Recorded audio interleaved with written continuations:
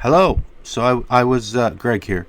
I was just putting together the last video of the day, last episode of a really cool lady, and we even talked about it on the episode. But where I just wasn't sure where I was going to put her, if it was going to be my metal business related podcast, or if it was going to be the slow down to go fast, recovery, self help, fitness podcast. So I couldn't decide. Can't decide. So I'm just going to put her on both.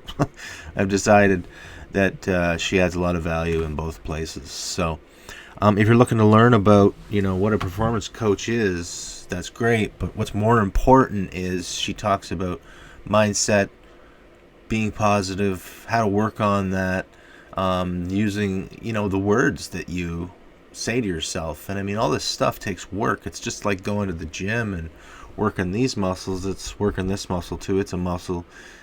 Anything worthwhile takes effort. That's one thing for sure. That's a constant that's been in my life.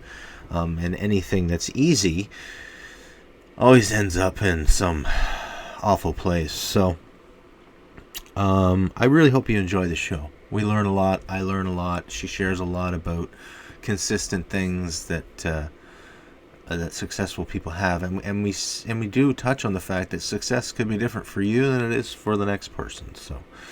Um, so yeah, without any further delay, Amy Ransdell.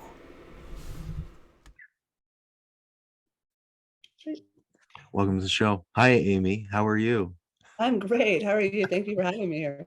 Thank you for having me. So you are a performance coach, correct?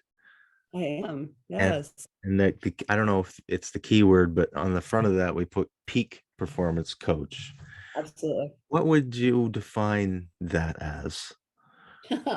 So I love this question. I'll start by saying what people like to box me in, which is not. So people love to box me in the labels of things like a mindset coach or a life coach, right? Yes, absolutely. Those are a piece and part that are very crucial and important to what we do. However, I always tell people that your life, what happens in your life, and the mindset that you're operating by are all just symptoms. And maybe you shouldn't even use the word just. I'll take that out. They are symptoms of something much, much deeper. As a performance coach, we work with the parts that are deeper. We work with the real roots and deep programming of the individual so that they can experience living in peak state all the time and optimal performance, right? So, and that's anybody at any level in any niche. So it's the difference is how deep we go with what we do versus mindset and life coaching. Yeah, okay, that's very cool. Okay, so like we discussed before the beginning of the show, I wasn't sure which podcast I was going to have you on because I think you apply to everything in life, right? Because it all starts with your mindset, your perspective, and we all have a perspective. But I guess the question is, what kind of perspective do you have to define your success and to make it happen? Yeah, I'd love to say with everyone, one of the tenets or one of the we have what I call our 27 laws of our coach client relationships here, and one of them is that we have to truly respect everyone's model of the world. That's one, and another is that there's no right or wrong. It's what's right for you, right? And as long as it's in what we call ecology, meaning that you're putting self to self first before you can be self to others, because like the airplane with the oxygen mask thing, you got to take care of you before you can take care of anything outside of you, right? So that is my answer to that question. Everybody's going to have a varying different measurement of success. It's a 180-degree spectrum and probably in infinite directions, right? So everyone's going to label that differently. For some, success is wellness. For some, success is money. For some, success is their family life and how the quality of their family life or the quality of their time spent. I encourage the listeners to do the deep work, to ask yourself what it is for you, right? And to be okay with whatever it is, if you know it's truly what you want for you, right? Not what the world says, not what you should do, not what expectations say, not what your parents say or your cultural background says or whatever. It's what's right for you, right? And I don't think enough people take the time to do that. I agree, but it's really hard, and it's hard to it is because we all get led down a path of, okay, we're going to be the academic, we're going to go to university, we're going to be a lawyer, engineer, doctor, or whatever, or we're going to be a tradesperson, or we're going to work in a manufacturing facility. There's 100, well, not 100, there's about 10 different options. And we go down a path, and I'm speaking from my own personal experiences. No, that's not really who I am, but how does a person figure out what that is?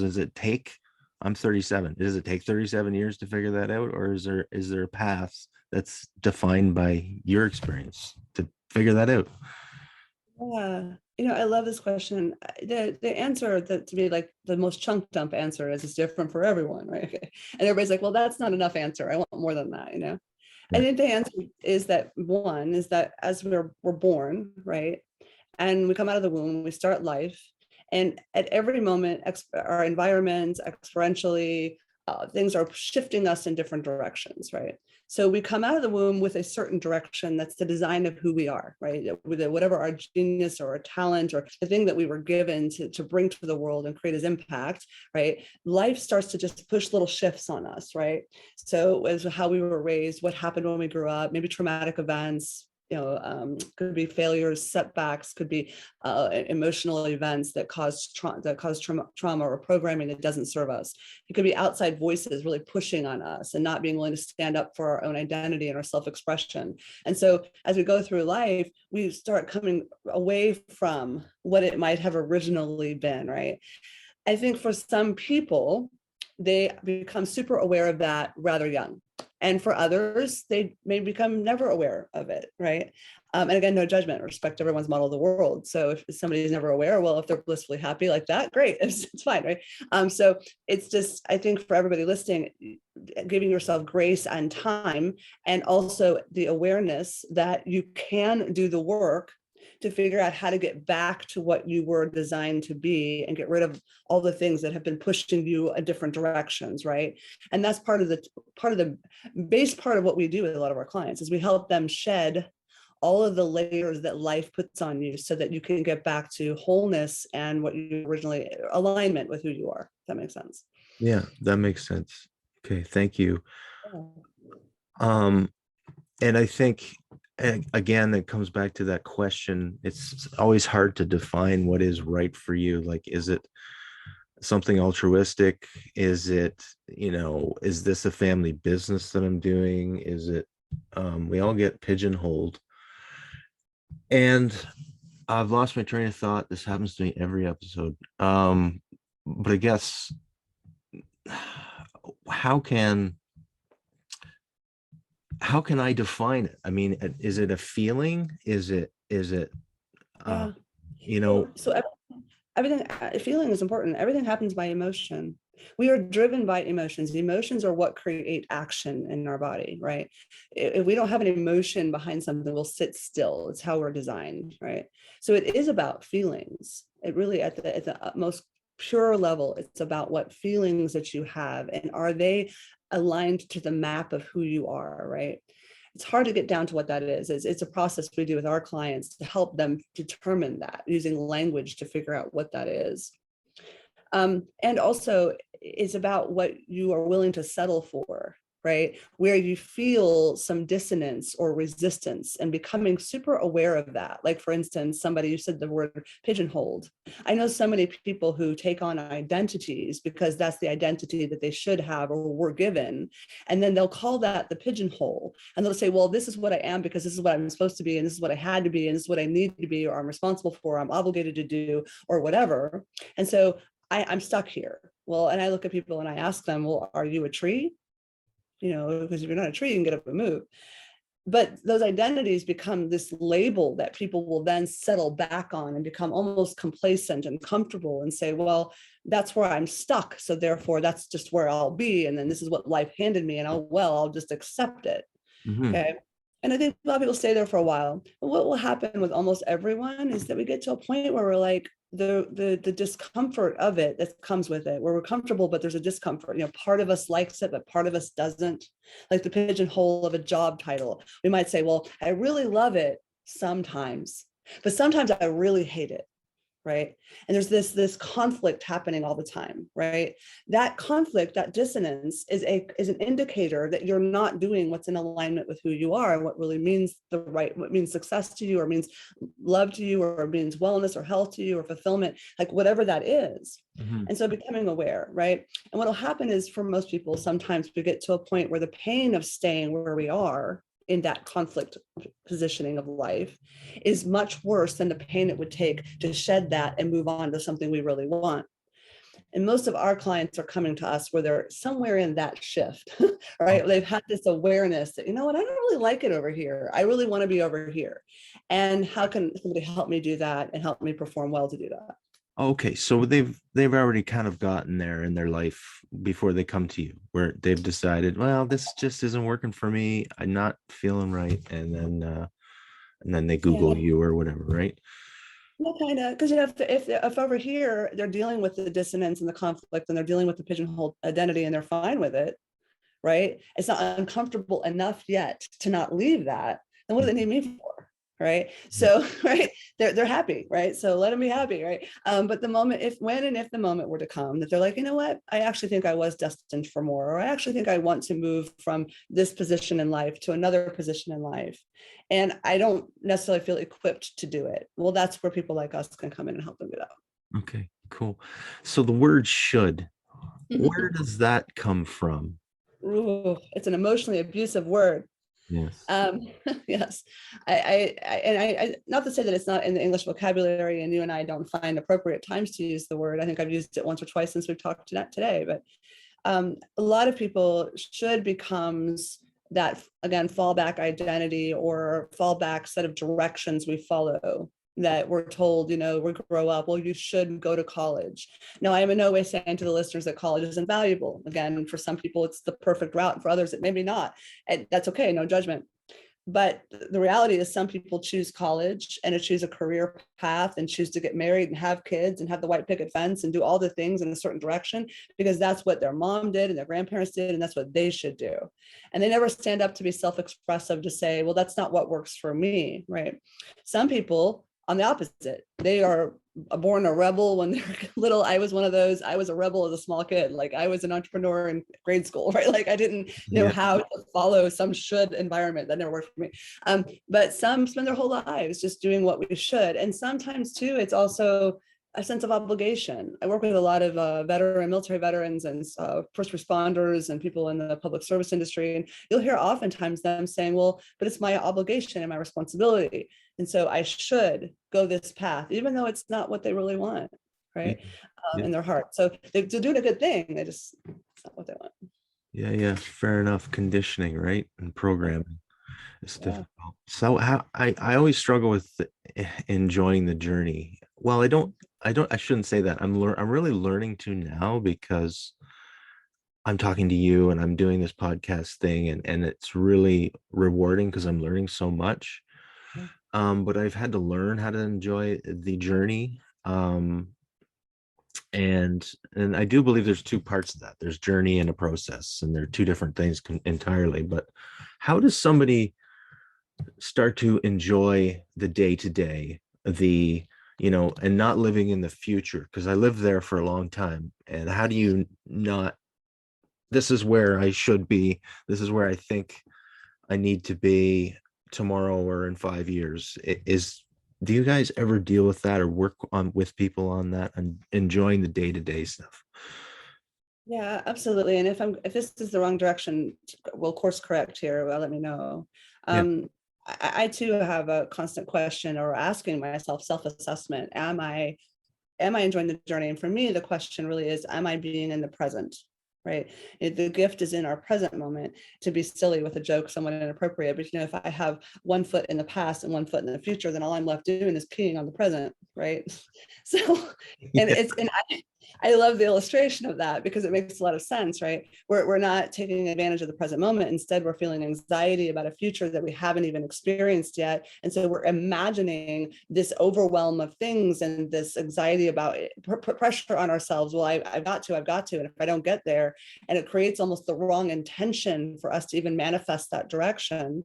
And then on the backside, we spend a lot of energy, open loops and unresolved issues from our past, draining us of focus and energy to even be able to be present and even be able to work on the plans for our future, right? So the two areas are so detrimental to our lives. And when we really want to be where we're honing in our focus and energy in a hyper-focused way, elevated creativity, problem solving, and solutions oriented at a level that's unbelievably maxed out, we must be in the present moment.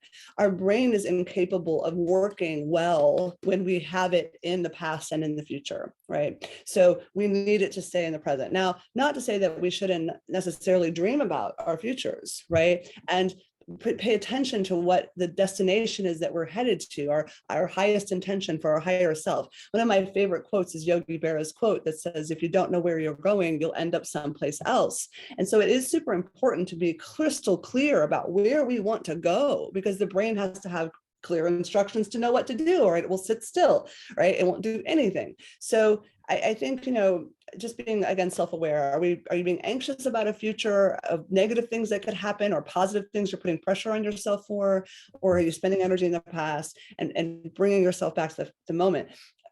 The present moment, celebrate the moment, like what's happening at that moment. Celebrate yourself in those moments. Really pay attention to what's happening around you, all the senses, really allowing yourself to step into that. We do a lot of exercises with clients to help them do that. That's good. That's good.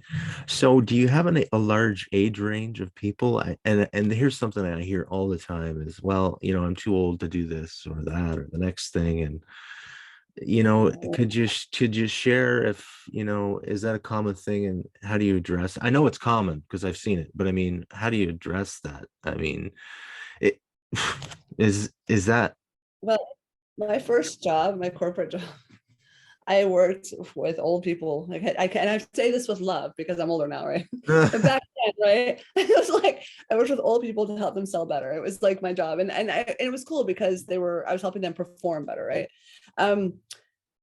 This month alone, I've had a 23-year-old here in our office, and I've had a 65-year-old here in my office. And for both of them, the life-changing experience for them was crazy, right? Different for each person, but there's no age. Science has proven actually that you can teach an old dog new tricks. In fact, it's one of the tenets of our coach-client relationship now. We actually review that law, that rule with our people, no matter what age they are, because just because we've done something a certain way over and over and over again doesn't mean we must continue. We can make the decision to change, right? So from an age range in our standpoint, there is no such thing as an age range. It's just where you are in your values levels of growth. Like, where are you in that growth scale for yourself, and where do you want to be, right? And oh, by the way, do you want it? Do you want change from how you feel to how you want to feel? Do you want change from where you are to where you want to go? Do you want change from what you've done to get where you are to what you've got to do to get to where you want to go? If you want it, I don't care what age you are, we'll work with you. We won't work with you if you don't want to. I have no issue or fear that you won't be able to adopt the changes if you're crystal clear that you want them. That's the thing right there. Fair enough. So did your clients, they write these things down, or like, what's the process like? Is it affirmations and creating a new pattern of thought, or Yeah, I love the word affirmations. I go through this with my clients as well. I'm very anti-affirmation, and I am pro goal setting. Affirmations are oftentimes confusing to the mind because people write things down that are not true, right? And the unconscious mind is super simple. And so if you tell it, I am wealthy, but you're not, the unconscious mind says, you just lied to me, right? Like, the conscious mind cognizantly says that's not true. And the unconscious mind says, oh, you hurt me, you just lied to me. So it doesn't actually follow the affirmation. But if you say, I am working every day towards the skills and etc., that what I want to build the wealth that matches what I've defined wealth to be for me, like, if you write it out that way, it's true. And it's super inspiring. And the unconscious mind says, cool, let's go. I can make that happen. So, but to piggyback to your question, with our clients, Most of our clients work with us for 12 to 18 months. We want to continue working with them as individuals to grow in whatever their goals are at business, whether it be personal or professional goals. In the beginning of that process, we do a lot of discovery work. It is a ton, right? And I'll be honest, we give them a lot of homework in the beginning because I have to peel the onion back all the way back to the core of who they are. So we put them through a lot of homework, tasking, questionnaires. We ask them about everything, health, their physical body, down to things like hormone treatments, their sex life, how they sleep at night, their past trauma, what their family relationships are like, what their relationship with money is, how do they feel about money, do they have any anybody they haven't forgiven in life, how do they feel about themselves, scale of mental health. Like, we really peel it all back because all of those things could be an indicator of somewhere that's affecting their abilities to have optimal focus and energy. So we want to know what all of that could be. I even have some people go get hormone tested and send them off to get DNA tested and gut biome tests and all kinds of things. I want to know all of it. So in the beginning, that's the majority of the work. And then together we have them come in and do a 2-day intensive here in our offices where we peel everything back together. And we determine what old programs they want to shed and what new programs they want to adopt. We help them install those, and a very unique, very proprietary, unique process. And from there, we continue working with them towards their tactical goals, if that makes sense. So. Mm-hmm, that does, absolutely. So you're talking about money there, and some thoughts came to mind. You're given so much stuff. There's a lot of questions. So there's a lot of ideas around money. Obviously, trade your time for money is one that we all know that is probably not the most beneficial. And just some myths around money. Do you talk to your clients about that? Do they come in sharing with you some of these things that have been passed down through generations? And can you give some examples and how you're teaching them a better way to think about it? Yeah. So you said something really important there. We come into life with already this like history of ideas and program of what we should believe about money, right? There's should again, right? So maybe we had grandparents or whatever that saved every dollar and every penny, and it's like, you can't spend money. Or maybe we came from a religious background that taught us that money was the root of all evil. Or maybe we were taught that you have to give your money away, right? Like, you can't have money because you're not worthy. We give it all away, right? Okay, well, that might be something you want to do philanthropically, and also you can put yourself in a pretty scary position where you're always giving it away and self-sabotaging, that as soon as money hits that account, all of a sudden it disappears, right? I know people who have that. So we do have to ask the clients a lot, because money is a very big part of our world, right? It's an ebb and flow of energy and motion that's constantly needing to be addressed in order to sustain the life that we want. So we must understand what their relationship with money is, right? So we ask a lot of questions, like things like, well, if money was a person, how would it say that it treats you, or that you treat it? Or if money was a person, how does it treat you? Right? If money was a person, describe this person in your life, right? Like, we really peel it back. Like, how do they really feel about money? Is there fears around it? Is there lack and scarcity around it? That's an indicator of programming that's not serving them, and probably not serving them in other parts of their life either. The brain can't function both in lack and scarcity and also abundance and joy. They can't happen at the same time. So they freeze themselves in the middle. So yeah, money is super important. It's also where everybody holds back too, right? They tend to get a little private. They're like, I don't want you to know. But our clients have to pull all the velvet curtain back. So not to be inappropriate, but I'll say things like, I got to go all the way up your skirt. Like, I got to know all of it. So I want to know your financial situation. How much money did you make last year? What did you want to make next year? What's keeping you from that? Right. What's blocking you, right? So we can help them reassess and how they feel in that regard. Yeah. Why do you think people don't want to talk about money? I've always wondered that. Again, is it conditioning? I mean, what's the deal there? Well, I mean, I don't know if I want to say like it's always conditioning, but I would agree with you that a lot of times it's how they were taught. There's shame and guilt oftentimes associated with money. There is concern of what people's judgment will be if they talk about what their money is compared to someone else. Mhm. Some people, it's an ego thing. It's a comparison, it's a comparison trap thing, right? I don't want to talk about it because so-and-so is probably doing better than me, and I don't want them to know I'm not, or I don't even want to face that myself to think I'm not doing as well as they are. And even they don't even know how they're really doing, but their brain imagines that it knows. So I think there's just a lot of negative emotions that surround the topic of money for some people, not all, but for Yeah. many. And then Yes. at the same time, you find that people their own finances is an issue, but when it comes to, they want to be around other people that have money. So I don't understand that. People are people, and I mean, they're set money is separate as far as I'm concerned. But do you have any wisdom around that? Why is that? Why are people like that? Yeah, I don't know why I thought of it as people who post on social media. They hate talking about money, but then they're out there showing off their watches and their cars and their whatever. I always laugh, but you said something there. I love.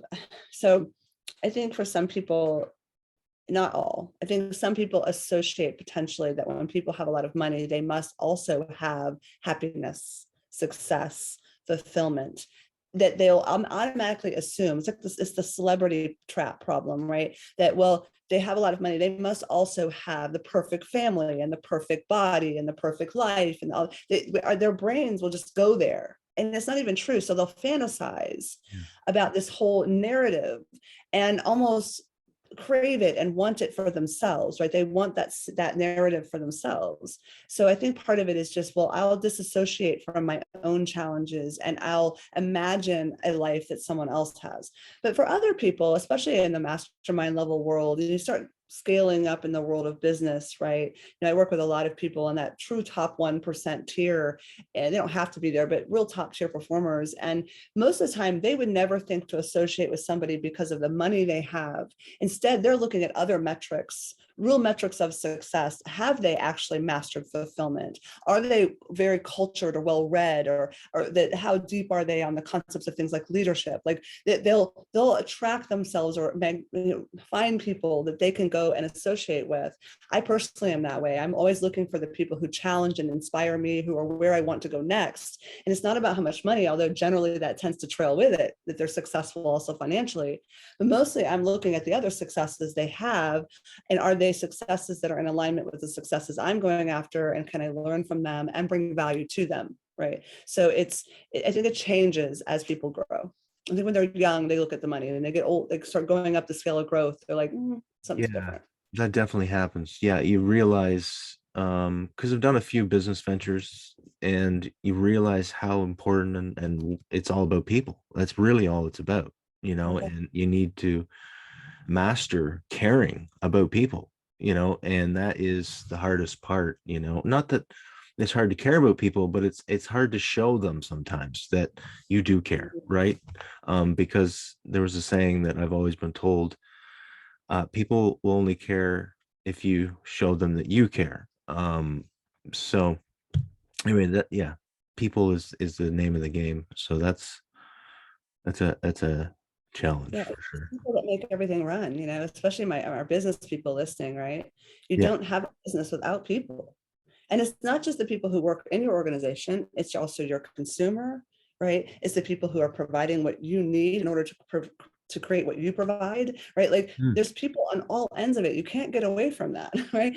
Yeah. Even people who say, well, I'm an influencer, I work all by myself and I can do this all day long and make, $10,000 a day on TikTok. Okay, well, great. And also you're touching, impacting tens of thousands of people. So you still need to be able to understand interpersonal communication skills and the value of people.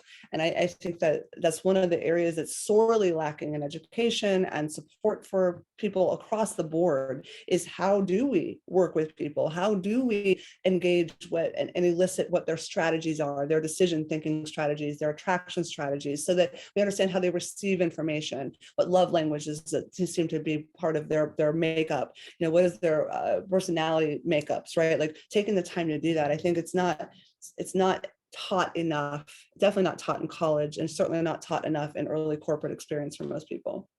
Yeah, absolutely. That's interesting. I had another podcast with a gentleman today, and he's a doctor, and we were talking about the indoctrination of medical students in schooling, and really that medical students become doctors and they're just salespeople for the pharmaceutical industry.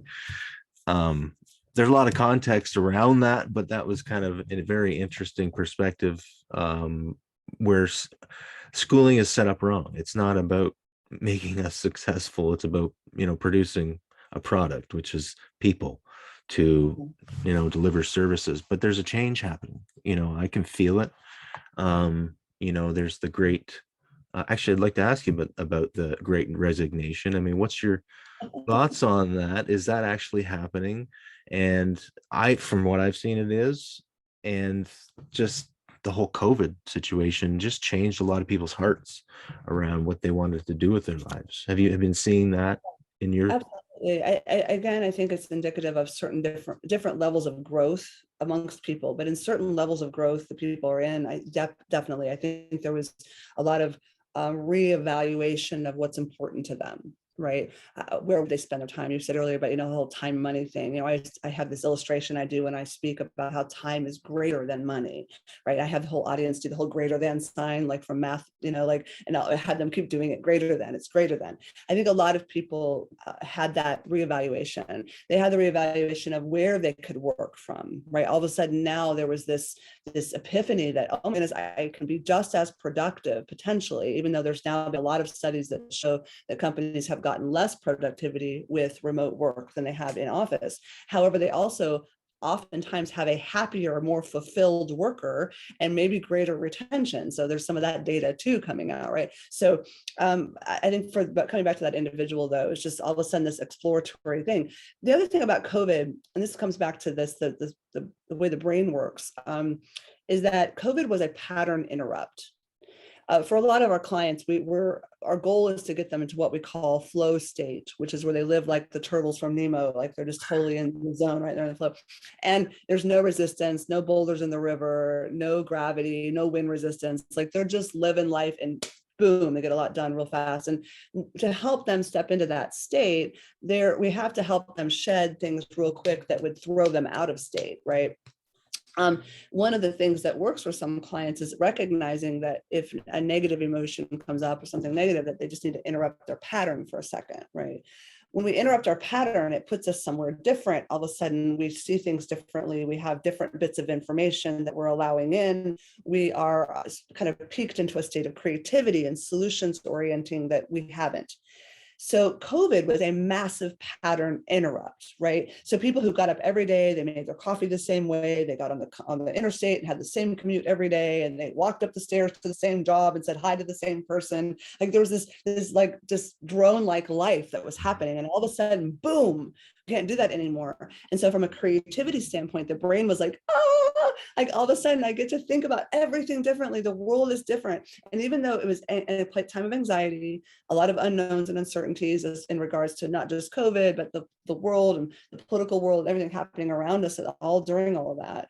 I think a lot of people still, it was a major thing. It's like getting in the shower in the morning. People who have like those epiphanies in the shower. Well, why? Because your nervous system is regulated with the nice warm water draining over your body and you have a pattern interrupt for a minute, right? So it was, to me, the biggest gift of COVID was shaking everyone all at once to say life can be different than what it has been. Doesn't mean better or good or worse, but different, right? And I attribute a lot of that to where people have gone in their minds. So Yeah, cool. So are you generally a pretty positive person? yeah. um Ooh, I get to answer that because there's nobody here to negate the answer. My goal and intention is to stay in a positive peak state as much as possible. Does it mean that I myself also don't have moments where I don't get stressed or anxious or yeah, right? The spectrum of human emotion, we all carry it, and it's a blessing in a way, and a curse, right? Right, sometimes. But yeah, I believe in staying in that state, recognizing how you can keep yourself in that state. Because my brain is going to work the best if I'm in a positive state of emotions. I use a hallway example with my clients. It's this big illustration of all my clients to anchor for them.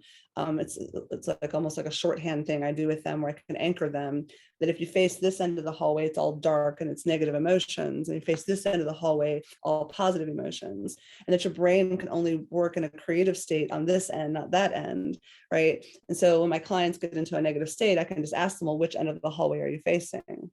Right. And they'll be like, oh man, I'm facing the wrong way, and just turn themselves around. It's physically a great way to just quickly interrupt and go the other way. I believe for everyone, if you can find a way to quickly create an anchor for yourself that you can quickly switch state, you'll overall feel better, you'll accomplish more, your relationships will be better, all of your external world will get better. Yeah, absolutely. Well, and I wanted to ask you, and I'm guessing that's how you do it. I wanted to ask you, how do you, for me, it's words. Like I have to check the words that I'm saying to myself, right? It's like, this isn't happening to me, it's happening for me. That's an example. I mean, how do you teach somebody? Is it just awareness? You teach somebody how to be aware of the thoughts that are going through their head, or how do you guys approach that? Yeah, and it's just something super important there. Words, language. Language is everything. Your unconscious mind is listening to everything we say, and it's following exactly what we say. If I say, oh, there I go again, eat another donut because I'm just fat, I'll always be that way. Your unconscious mind says, okay, and it will produce for you the strategies and the evidence that supports being fat, and will self-sabotage your diet and help you choose the things that support the identity you told your unconscious mind you were. Like you just gave up, right? And the unconscious mind says, okay, right?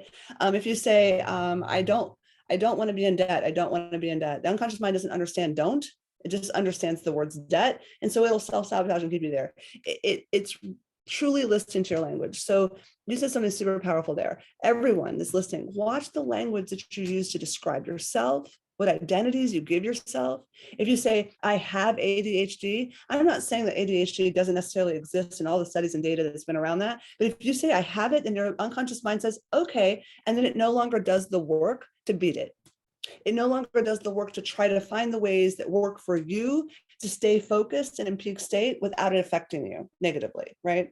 So you must watch your language. The more that you do that, so we talked earlier about teaching old dogs new tricks, and that refers to something called neuroplasticity, muscle reflex, right? If you are constantly taking yourself back to peak state very quickly all the time, you recognize you're in a negative state, you quickly take yourself back to peak state, that creates the muscle to do it faster and faster to where it becomes autonomic.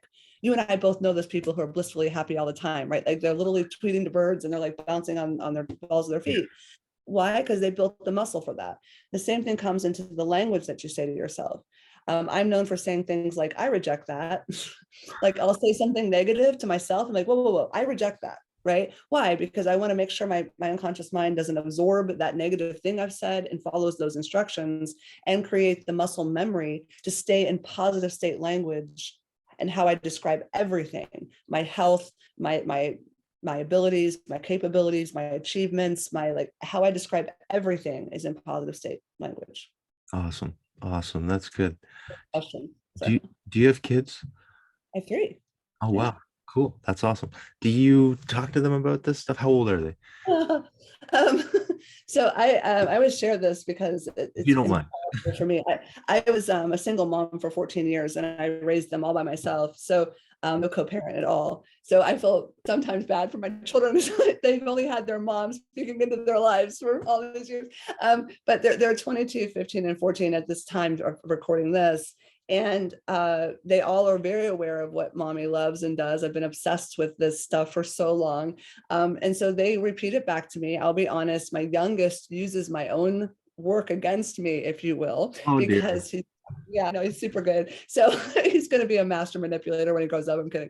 But he's super good at it. And I will tell you that for those listening, some of the things that we do with our clients, no matter what the age are, like my 65-year-old who was just here for 3 days from New York, changed his life, right? We did things with him that I do with my kids. right? So my youngest has anchors established on his body, his physical anchors. It's a psychosensory way of handling certain things where he can trigger positive state emotions and positive state language simply by touching a certain part of his body. Like, it's really helped him. So he can quickly, so when he goes to take a test, he grabs his forearm, we have an anchor established there. He steps into that test feeling capable and able and powerful and strong, and he knocks it out, right? But that's because we've created the muscle memory of that. So I tell everybody that's listening, when clients work with us, one of our favorite things to hear about is how they went home and their marriage improved, and the work and their children, their communication and relationship with their children improved because of the things they learned working with us. Wow. So it's super cool. I think all humans can benefit from it. So Yeah, absolutely. Cool. So what is I don't know if all your clients are successful, but let's assume they are. What is there like an attribute that they have to be successful? Like, is it a positive mindset, or is it something they come in with? Or, I want to ask that about your clients, but I also want to ask it about something else, if you can answer that first. okay. You know what I'm So asking? Does that yeah, make sense? I think so. And I don't know if I have a couple that are universal, but I have like a couple that I see a lot, especially for my super successful people. And there is a tier, there's a range, right? Like, and again, no judgment, so there's a range. But I will say there's always resiliency, there's always humility, and abundance. I would say those three things are very prevalent amongst my highest performers. Wow. That at some point in their life, they learned to be super grateful and abundant and real grace for that. And then there's a lot of humility, understanding that the world and what they are accomplishing and the impact they're creating is bigger than themselves. And then resiliency is a must. You hear those stories of just going at it and never giving up, and never quitting and always facing forward and always moving forward, and everything is feedback. There's no failure, only feedback. Like, you hear those stories over and over again, and almost every one of them have been at the brink of ultimate destruction and brought themselves back, and sometimes more than once, right?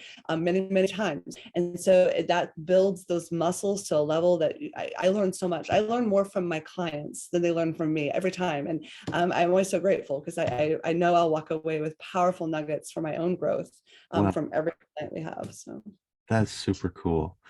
Where do you think that resilience comes from? Like, is it just a character? Like, have they come through hard times, or is it just a characteristic they have? I mean, uh, I'm digging pretty deep, but I'm yeah, curious. no, that's a great question.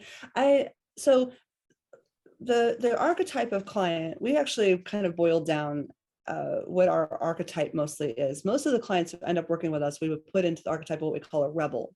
So in fact, our brand is rebellious, rules rewritten, right? The rebel archetype are those kind of outliers. They've always thought of themselves as a little bit different, a little unique. They're the badasses, they're ballers, they're innovators, they're creators, they're drivers.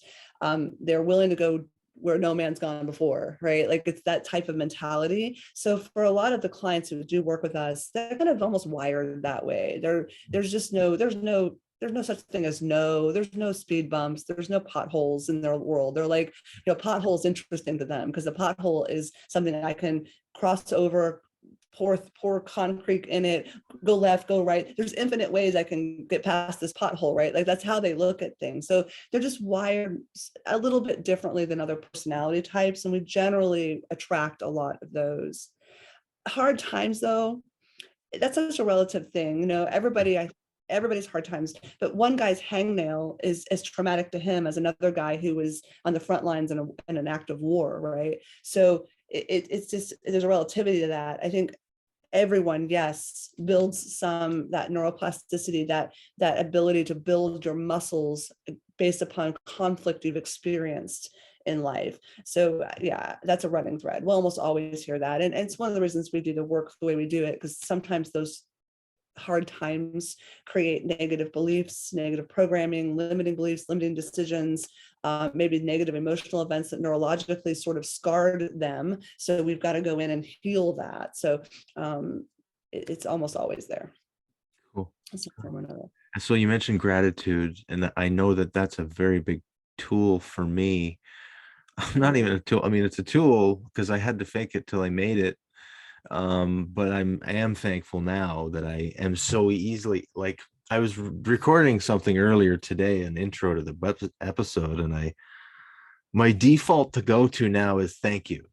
Thank you, thank you for being here, and I'm just very thankful for my guests and listeners. And I'm so thankful for that, because it really has changed my life, because it just takes you to a positive state. And I just wonder if that's, something you see with people, something you guys talk about, with gratitude with your clients and in general. I'm with you. Gratitude, I think, is just one of the most important human drivers, right? You look at the world so differently when you're thankful for everything in it. I'm a believer. You said earlier something about how the world doesn't happen to us, things work for us, and that everything's working for me. I always challenge that and say, well, actually, everything's working from us. It's not working for me as much as it's working from me. It's who I am. Be, do, have. That be, do, have. Well, who you be is the beginning of everything, right? So gratitude. If I'm grateful, that's who I be, right? And things are working from me. Then from a place of gratitude, I will be able to serve and attract and experience so many more things. So I absolutely believe gratitude is super important for my clients. I mean, the truthful answer is, and anybody who's listening, everybody's at a different place of growth in their life. Some clients come to us, and where they are in their growth is they're not at a place of gratitude yet. They're at a place of, I'm going to win at the cost of everyone else. I'm going to win, win, win, win, win. I'm all about achieving. I don't care who gets knocked off the ladder on the way. This is where I'm going. Right? I have clients like that. And Yeah. then I have clients who have elevated beyond that and have gotten to the place where they're like, no, no, no, I wouldn't be on this ladder if it wasn't for Joe and Stan and all these guys below me who got me here. I wouldn't be here if it wasn't for my family and my life. And they have a very different approach. Now it's all about creating a win-win environment. They want everyone to win. They still want super achievement, but they want everyone to have success and fulfillment. And so it's just a growth shift, I think, that happens for a lot of people. I don't judge the client based upon where they're at on that scale, but I am recognizing it, because the language I would use as a coach to speak to the guy that isn't truly grateful yet and the guy is super grateful is different language for the coaching process, because they're going to receive very differently my approach, right? So we try to be the most flexible in the coaching process. We don't expect the clients to be, if that makes sense. So we do elicit where they are in that level of gratitude early on. Fair enough. Yeah. Okay, cool. So I guess the gratitude keeps you humble. Is that true? Yeah, right. I There mean, you if you have to be go. grateful for the smallest things, can I add one more thing to that? I love that you probably know people who say things like, I'm lucky. Well, I was lucky. I got this job, or I got to this level. I was lucky. And I always look at people and I say, that's horrible. Like, what do you mean? I'm like, well, lucky means that you aren't grateful. Lucky means that you are not celebrating your own achievement that got you there. Because I can guarantee you weren't lucky, because that job that you got, there was probably years prior to that where you put yourself in the right places at the right time and met the right people who put their hand out and helped you and lifted you up. And all these things that you experienced is what got you there. You aren't lucky. That's You right. are grateful. Be That's, grateful, that's right? right. And celebrate who you are, and be grateful for your own achievements that you did with your own resiliency, your own tenacity, and your own drive, and celebrate that. Luck's a dirty word. Yeah, I agree. Well, thank you. That's awesome. And I never thought of it that way, but yeah, that is a dirty word. Um, I was going with multiple thoughts there, but do you find that that's something that the people you like your high-end clients are dealing with, they're not dealing with, excuse me, are experiencing? They're grateful and humble, and I'm talking about your top CEOs of whatever, right? Yeah. Are they all pretty humble? Because here's the idea down on the average guy like myself, and I've learned since then, just in some of the business ventures that I've done. But before you have exposure to these type of people, you think that, all rich people are evil and blah, blah, blah, all that crap. Right. So what's your experience with people up in the, working in corporate America that are working, the CEO, CFOs and COOs and that sort of thing? What are they like? And again, it's that same range, right? Like some just haven't elevated in their personal growth enough. They may be a CEO at the top level, but they still haven't really understood gratitude. Now, I don't want to install or presuppose or judge anyone, if anybody's listening. I have had many clients over the years, people I've known, that weren't truly stepped into that full gratitude place yet, had reached the highest level. And at some point or another, it came back to bite them, right? Your external world will become a reflection of your internal world. So if you're an ungrateful person and you get to that level, at a certain point, you can't hold that veil any longer. It's going to affect personal relationships. It's going to affect your ability to communicate and lead. It's going to come to this place, this head, where you're going to have to face the music to understand how to grow into that. Now, that being said, I would say the majority of super high achievers are super humble and super grateful, right? Like, and I love it because I'll watch people, social media, man, it's been so cool because then we've had like, 14 years now of Facebook to be able to watch people's elevation of growth. And I know people who, when Facebook first became a thing, back then they had, mullets and no money. Uh-huh. And they're like, right, they're not super grateful. They're just driving and gonna go make it happen. And then I got to watch them grow over these last 14 years. And now I watch them post gratitude posts every day, and they're super humble. And it's amazing, right? But I think that kind of comes with the territory for not all, but many at a highly successful level, for sure. Awesome. Well, that's really good to hear, right? Yeah. Yeah, they're not all evil. I think that's conditioning a little bit too. What you're talking about is people who, especially if we were raised, let's say and I'm not saying this is for everyone, but for some of us, maybe we were raised in a blue collar background with no money, a family that was not wealthy. And so the belief system was the wealthy are evil. They don't deserve all that money. They should be sharing it with us. And there's just a belief system, right? We become our belief systems. That's why I always tell people that what I do is not mindset. I do the deeper work. I work with people at a values and beliefs level. That's where we're really working with our clients. The mindset will become the symptom of where your beliefs are. Right. So if your belief system says that wealth is evil or that wealthy people are bad and they're taking from the poor, whether or not that's true, I was not getting into the intrinsics of that. I don't know, right? Based on what issue we're discussing. But in the macro, in the overall, if that's the belief system you have, then anytime you see a wealthy person, instead of seeing them as someone that you can model excellence of, be inspired by, be challenged by, grow into, you see them as something bad. And then you slap that identity on them in your own mind, and then you're no longer open to the thoughts that there could be value that they're going to bring to you. So, I always tell people, if you can peel back those belief systems that aren't serving what could lead for you to powerful innovations and inspiration, then see if we can't flip that belief and identity system around a little bit, right? I unfortunately see that happen for a lot of people, especially in the last couple of years. I've seen it. Yeah, well, there's a big divide, right? There's the gap between um wealth and poverty. Yes, yes, and a We lot of it, we in all my know. opinion, hovers around belief system.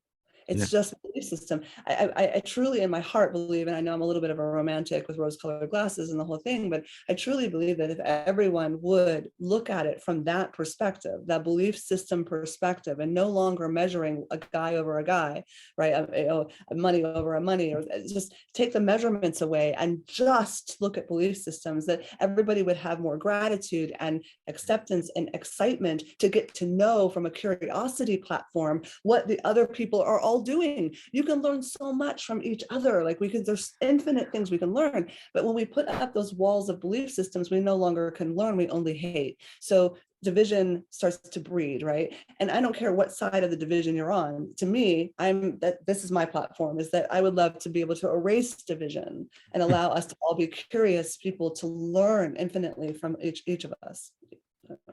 Yeah. Yeah, no, I agree. And that's the problem. I find also taking responsibility for yourself, right? And just not pushing blame on corporate America or whatever. They did this bad thing to me, so that means I don't have to do anything. Well, we need to look at ourselves, right? to make a difference. So Yeah, you're at cause. We're all at cause. Each of us individually are at cause in everything that happens in our world. Everything, everything. If somebody says, "Well, cancer, I wasn't at cause," right? But you are at cause for how you handle it. You are at cause for how you face it, what you do with it, what you do to sustain your health, how you fight it. You're absolutely at cause, right? And so many people will just give up. Right. Well, because the government did such and such, well, I can't do anything about it. My vote doesn't count, whatever. I give up. Because this happened to me in my health, I give up. Right. Instead of, no, you absolutely have all the power in the world. I don't know if you've ever seen Wizard of Oz. Everybody's seen Wizard of Oz, right? So there's one of my favorite parts of this movie, and people just all miss it, is at the very, very end, Dorothy comes back after all her travels on the yellow brick road with all the weird people and the flying monkeys, and she sees Glenda the Good Witch, and Glenda the Good Witch looks down at her ruby slippers, and she, Dorothy says, "I want to go home," and Glenda looks at her and she says, "Honey, you had the power all along, my dear." Point being that she never had to go on that long adventure. She could have gotten herself home without those ruby slippers at all, because she had the power. She didn't need all this magic and all this belief stuff, right? And I think that we all forget that we all have the power individually, each and every one of us, to do what is right for us in the world, what we were designed to give to the world, what impact we want to create, and how we want our life to feel healthy, wealthy, and fulfilled as it works for us. And get up and go do it, right? Get up and take action and go make it happen, and quit waiting for the world to hand it to you or blaming anybody else. well, You only have one life to live. yeah, absolutely. The hardest part is taking the action, as we all know. Yeah. But there's never that perfect plan. Nothing's ever perfect. It's like you're never ready to have kids. You're never ready for anything. I'm only speaking from personal experience, but you need to just move forward. You gotta have an idea. You gotta have a clear vision. This is where I'm gonna get to. But it always changes, and expecting that helps actually, and but that only comes from experience, knowing that it's going to change.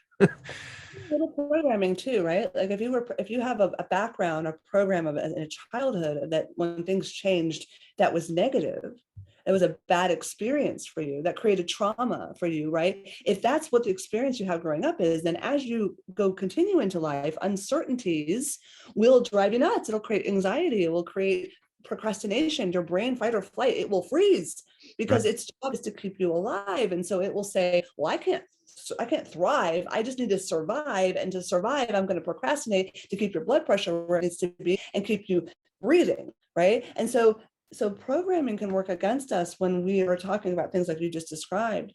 But if we can flip the switch a little bit, which is what we do with many of our clients, to flip that around and say, okay, now all things that come to us, change, uncertainties, are opportunities for growth, development, experiences, connections, whatever that may be, then it becomes exciting, right? I'm a person that if you write to do on a to-do list, I won't do it, because to do is an order. And so it's language, right? I'm like, I'm not doing what you tell me to do, even if I say it to myself. But if I write down, today I get to create, and then I have a list, I'm so excited, I can't stand myself, right? And so it's just language, right? So the same thing comes when life throws us a million things, which life will. We can't control, we only can focus on what we can control, not what we can't control. So, when we can give ourselves a different program of how we approach that, then life becomes super exciting. So, It does. Cool. yeah. Well, hey, look, it's been a pleasure. Where can people find you? Because they're going to want to talk to you. I know it. Yeah, I would love it. I would love it. And by the way, we love conversation. I do have a couple of people who help me converse with people if you reach out. But right now, I've been told to just tell people to find me on Instagram. So Okay. it's Amy Ransdell _coach. Just come there, send us a DM. And from there, my team will take you all kinds of down the yellow brick road. But just come there and connect with us.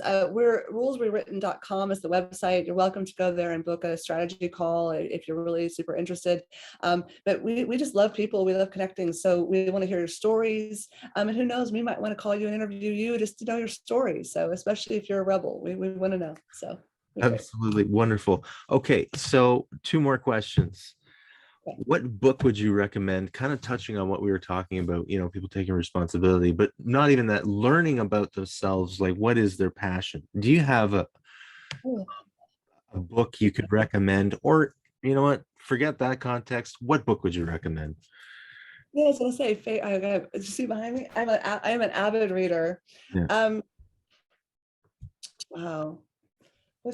What single book would I recommend that runs off the top of my head? For some of if you've got any entrepreneurs that listen, if anybody's thinking about being entrepreneurial, you may have a job and on the side you're thinking about entrepreneurial, like anything like that.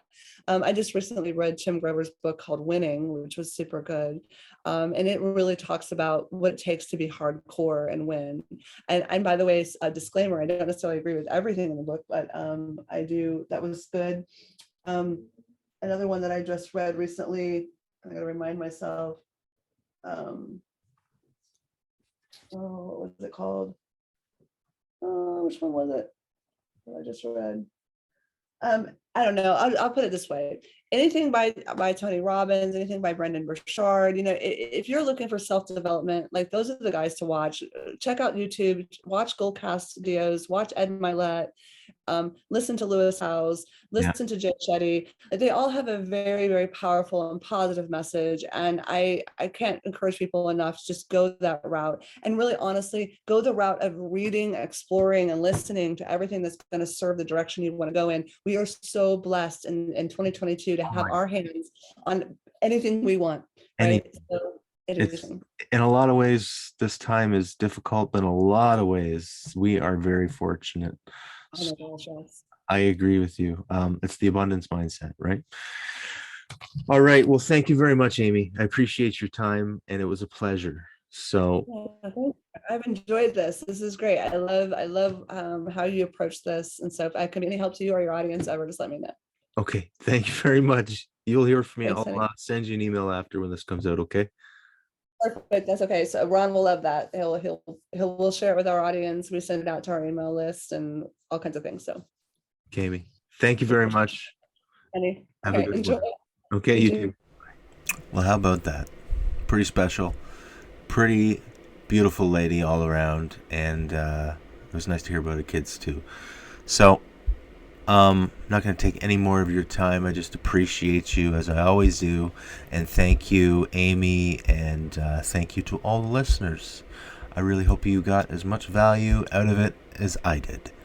Have a great evening if it is for you, or morning, or afternoon, or whatever it is. Thank you, and have a good one.